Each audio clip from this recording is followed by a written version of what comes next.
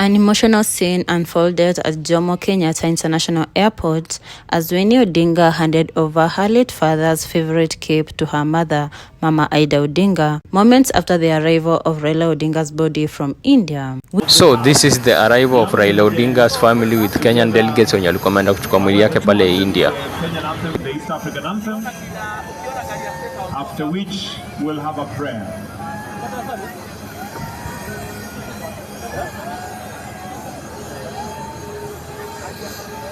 Winnie, visibly shaken, clutched the brown cape, one of Raila'S most iconic accessories, as she approached her mother. She then gently placed it in Mama Ida's hands, both women breaking down in tears as cameras clicked quietly. The crowd stood in silence, moved by the intimate exchange between mother and daughter. Many saw it as a passing of memory, the cape symbolizing Raila'S strength, humility, and enduring bond with his family.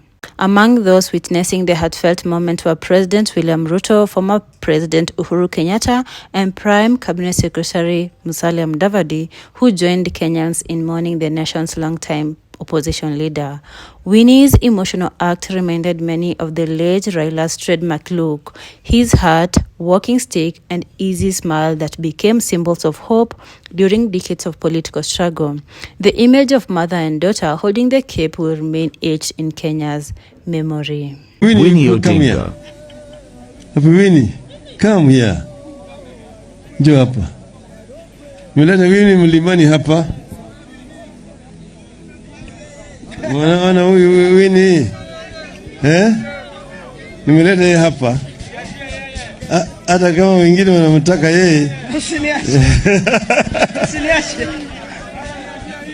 Waje aseme jambo. Vijana oye! Asanteni sana. Leo sina mambo ya kuongea. Leo ni siku ya mzee. Nyinyi na mzee, niko na yeye kila siku. Na leo ni siku yenu. So, hiyo mambo ingine tutaongea baadaye. Sawa, asanteni sana.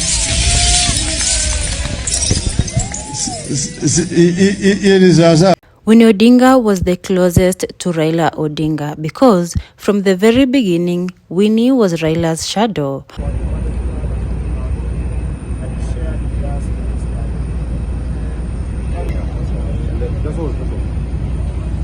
Please for the cameras, I think because of how we want to package it, let's not take any more videos and photos for now, please. Yeah? So we'll allow that to stop, let the video go in, we can do the wrapping, but not in front of camera.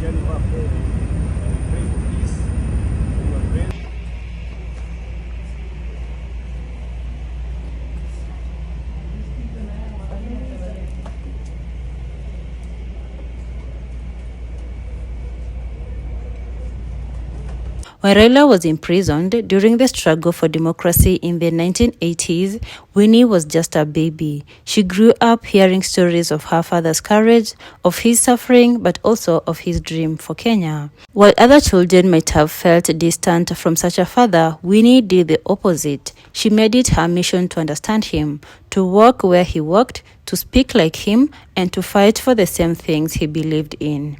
Those who saw them together knew it. Winnie didn't just admire Raila, she defended him.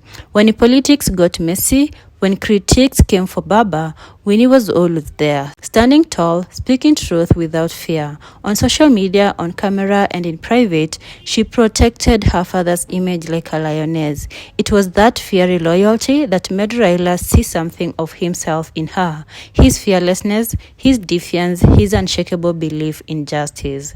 Raila often called Winnie his comrade, not just because of her activism, but because she made his right hand in his later years. During the 2022 elections, she wasn't just a daughter watching from the sidelines. She was in the war room. She was on the ground, organizing, coordinating, and advising. When Raila traveled, Winnie was there. When Raila spoke, Winnie was always behind, writing speeches, strategizing, and pushing him forward. She became his eyes, his voice, and his anchor. In his final interviews, Raila often smiled when asked about Winnie. You could see it in his eyes, that deep, quiet pride. He once said, Winnie has my spirit. She doesn't give up. To Raila, Winnie wasn't just his daughter. She was his political heir. His dream lived in her. When Fidel died, a part of Raila broke, but it was Winnie who stepped in, strong, determined, and unshaken. She became the emotional pillar that held the family together. And from that moment, their bond became unbreakable. Winnie became the child who was always there when the cameras went off, when the crowds disappeared, when politics turned painful. She stood his silence, she carried his burden. To the world, Raila Odinga was a legend, but to Winnie, he was simply Dad, and to him, she was the one who kept his fire burning. She was his lastborn, but she carried the wisdom of a firstborn. She was his youngest, but she spoke with the power of generations. And that is why, until his final days, those closest to the Odinga home knew one truth: Winnie Odinga was her father's favorite child. Today, as Kenya reflects on Raila Odinga's legacy, one name continues to rise: Winnie, because the torch has been passed, not through words, but through love. A love between a father who fought for freedom and a daughter who was his greatest victory. Winnie Odinga. Winnie, come here. Njoo hapa. Mleta mimi mlimani hapa. Mwana huyu Winnie. Nimeleta hapa. Hata kama wengine wanamtaka yeye. Usiniache. Usiniache. Waje aseme jambo.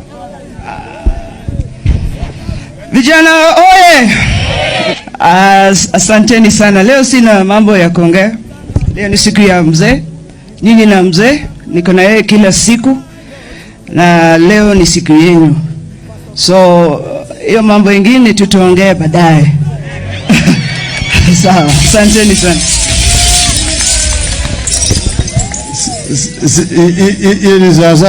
I was asked to speak about my father, to tell a story that can bring out who he is as a person.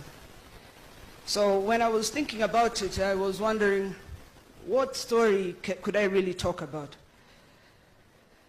And I tried to remember the first memory I have of my father, which I'm going to tell you about today. You know, in our house, we're two sets of siblings.